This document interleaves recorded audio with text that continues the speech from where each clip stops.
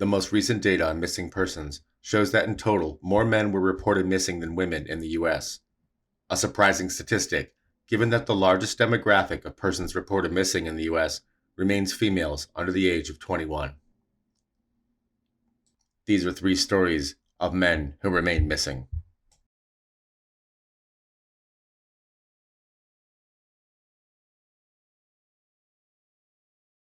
May 15th, 2010.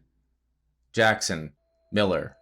19-year-old male Jackson Alexander Miller was last seen on May 15th, 2010 in San Francisco, California. Soon after his disappearance, Jackson's 2004 Honda Pilot was found in a parking lot by the Golden Gate Bridge. Inside were his wallet, iPod, and cell phone. But no Jackson. The car's location was a devastating clue, suggesting an open and shut case.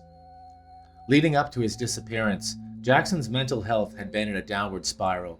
He suffered from anxiety, depression, and OCD, which according to his family left him debilitated and hopeless at their Cupertino home, an hour from San Francisco.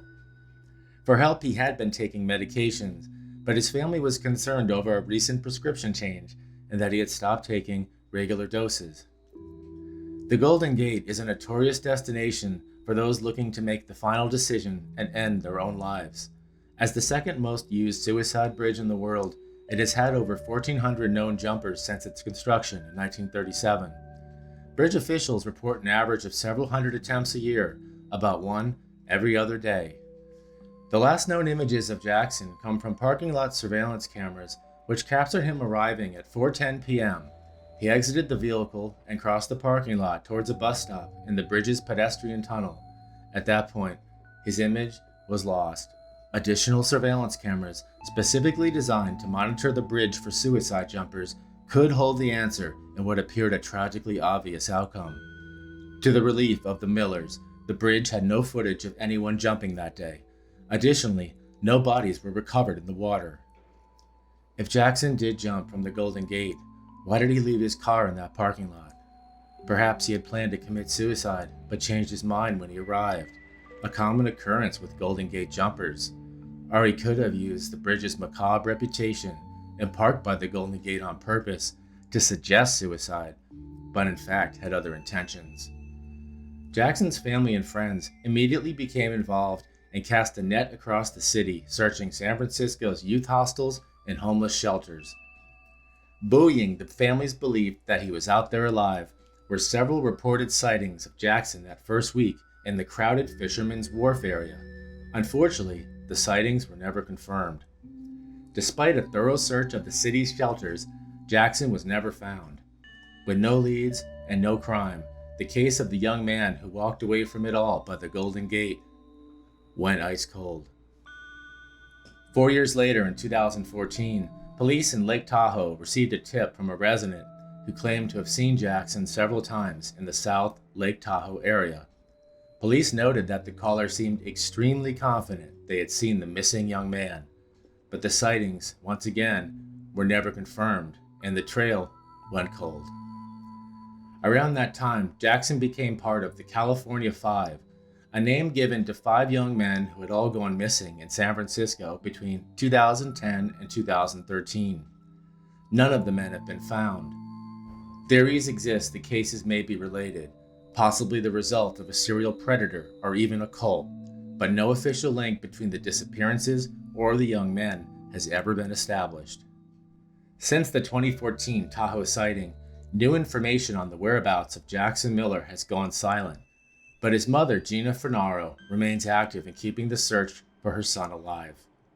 She's encouraged by the reported sightings of Jackson and believes he has an unforgettable smile and laugh that anyone who met him would immediately recognize. Gina asks that if you see Jackson, to not let him out of your sight and to contact authorities immediately. Had Jackson been part of a larger conspiracy to abduct young men for use in ritual and occult blood sacrifices?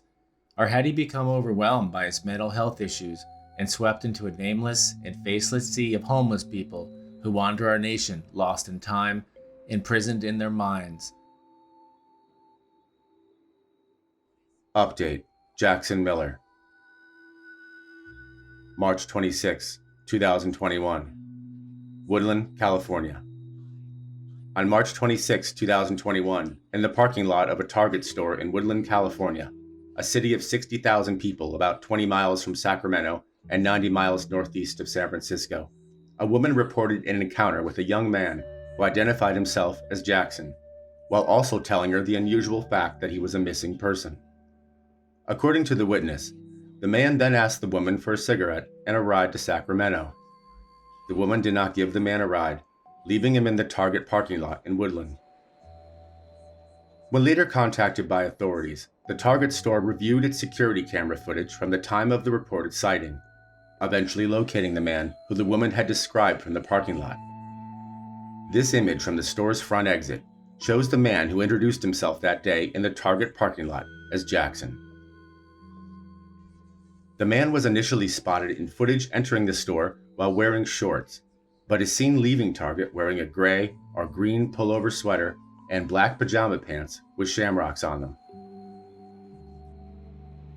The possible sighting comes 10 years after Jackson was last seen, and has renewed his family's hope that he is out there and could still come back home. His mother has expressed her feelings, as well as updating the case on the Help Find Jackson Miller Facebook page.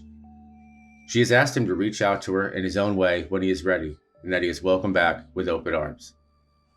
As of the making of this program, there has been no report that Jackson has contacted his family, or even a confirmation that the man seen on the security camera was actually the real Jackson Miller.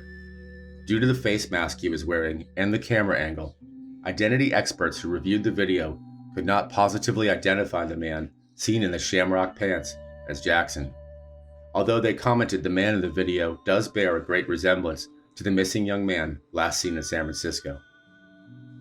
Jackson would have been 31 years old at the time of the Woodland Target sighting in 2021.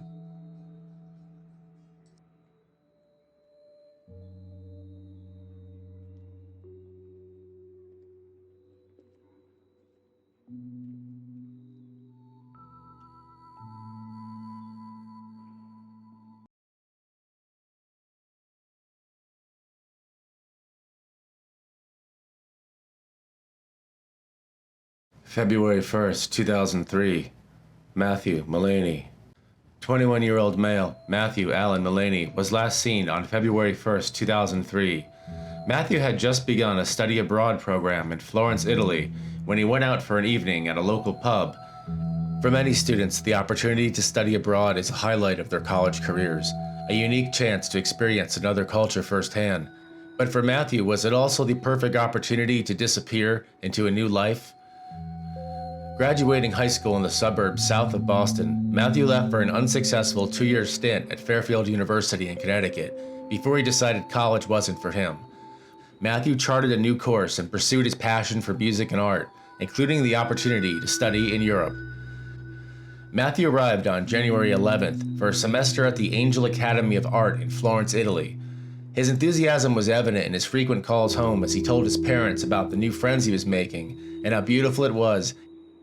Matthew was last seen Friday evening at the Lion's Fountain, an Irish pub in Florence that was popular with American and other English-speaking students. Staff reported his behavior was normal and that he spent the evening socializing with other patrons. He left around 2:30 a.m. on Saturday morning, February 1st. It's unknown if he left with a group or alone. That was the last official sighting of Matthew Mullaney. The following Monday, February 3rd, Matthew still hadn't returned to his apartment. His roommates alerted his family, who also had not heard from him, which was unusual. He had left that evening carrying only his driver's license and insurance card, leaving his passport at home. To this day, there has been no activity on Matthew's credit, phone, or ATM cards. Unconfirmed sightings of Matthew began in Florence just days after he was last seen. A pizzeria employee and a taxi driver both believe they saw the missing young man. This would not be the last time someone would claim to see Matthew Mullaney. In April 2003, 2 months after his disappearance, a Dutch national reported seeing Matthew on a train from Dover, England to London. The witness said Matthew was headed to Dublin for work. In July 2003, an Irish woman claimed to have sat next to Matthew on a ferry from Wales to Dublin. The woman stated that the man became agitated after the boat announced it would be doing an immigration check. Further sightings of Matthew would stretch into the following year. January 2004, Matthew was reportedly seen at a pub in Galway, Ireland. Less than a month later, Matthew was apparently seen by several witnesses in Bologna, Italy. The witnesses said he appeared thin and disheveled, and he claimed to be English.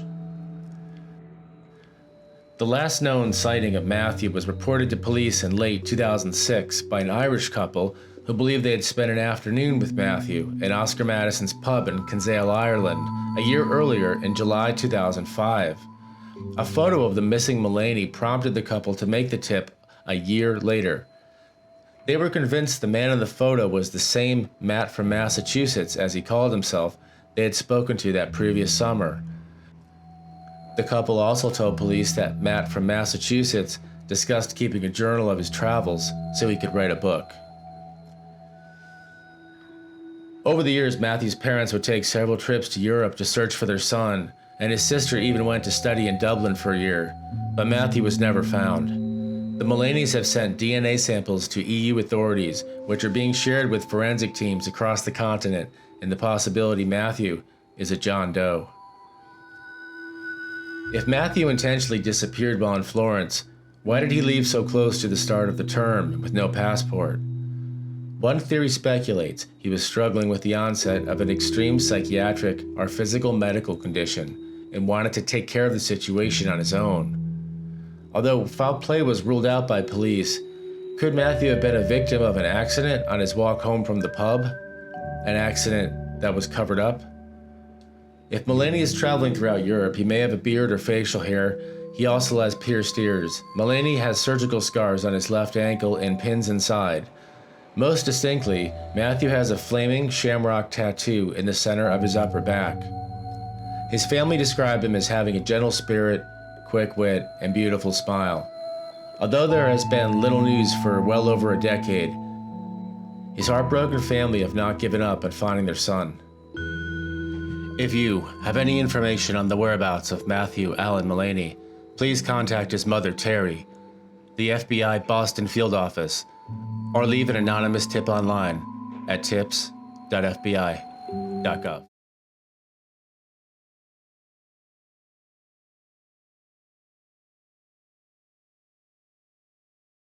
Only 28% of missing persons cases reported in the U.S. were for adults over 21 years of age. Of those cases, almost 2/3 were for men. A complete gender reversal from the cases for people under 21, where females are by far the largest demographic. There are many possible reasons why the number for men over 21 reported missing is so high. It's likely that a large part of this number comes from suicides that remain unsolved due to no body being found. These typically get classified as missing persons cases. Another large percentage of cases involve foul play or accidents. And then there are the cases, call it a midlife crisis or just a dead end, of men over 21 who choose to take part in their own disappearance. Men who become missing by choice, possibly to escape a debt, commit a crime, have an affair, or simply to run away.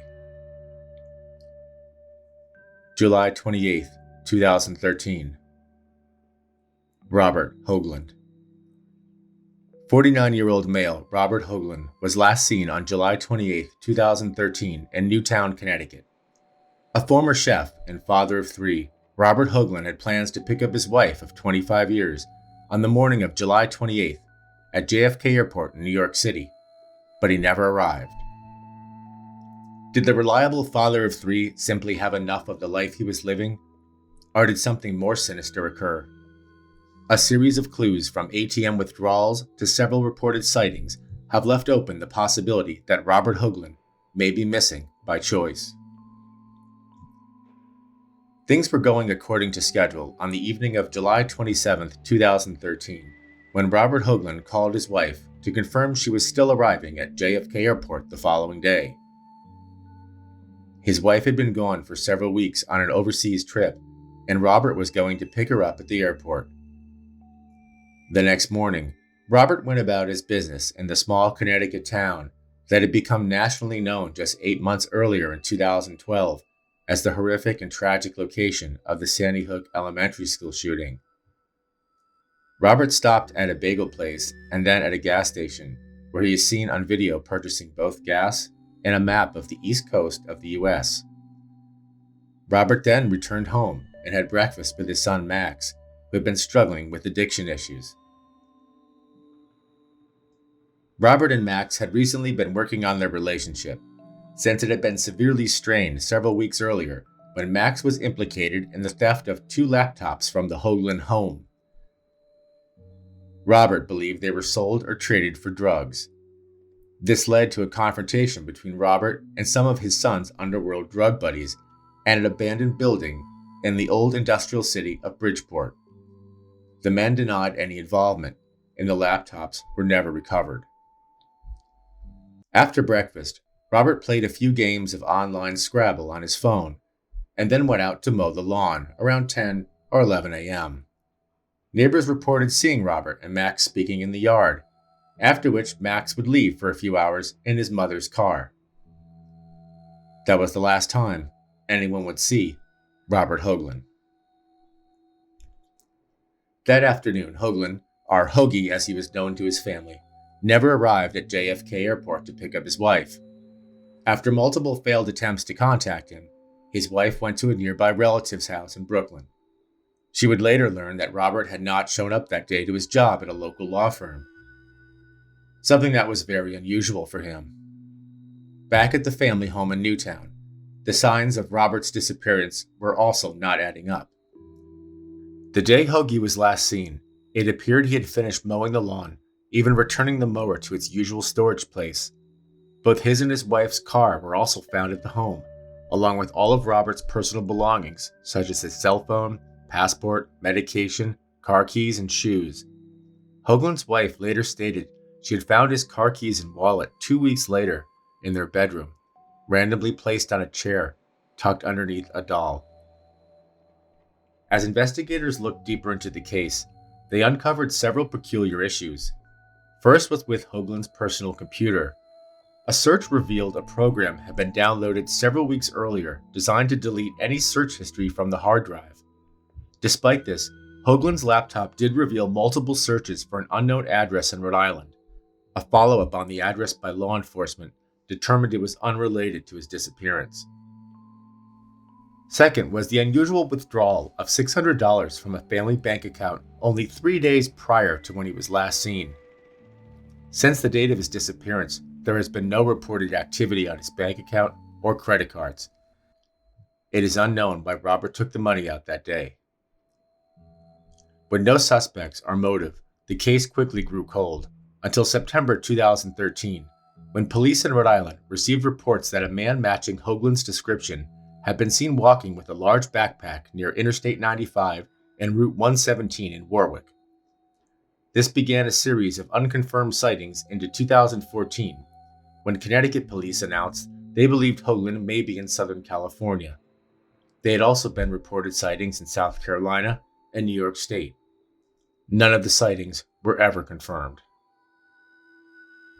Law enforcement don't believe the men Robert confronted over the stolen laptops were involved in his disappearance, and there is no evidence that Hoagland was being targeted by anyone else, or had any enemies who may have wanted him out of the picture. According to his wife Lori, the couple had worked through some marital issues years earlier, but had since reconciled, even planning their retirement together. Since Robert was last seen, there have been searches around the property and multiple sightings investigated. But there still remains no evidence to explain what happened to Robert Hoagland. Was Robert a victim of his son's drug connections, or is he waiting to be found at the scene of an undiscovered accident? Or was Robert another suicide without a body? Or do the unusual series of clues leading up to Robert's disappearance point to a different motive? Robert was last seen wearing khaki shorts and a white t-shirt. He's 6 feet tall, 175 pounds, mostly bald with closely cropped, short brown hair. If you have any information on the whereabouts of Robert Hoagland, contact the Newtown, Connecticut Police Department at 203-270-4229.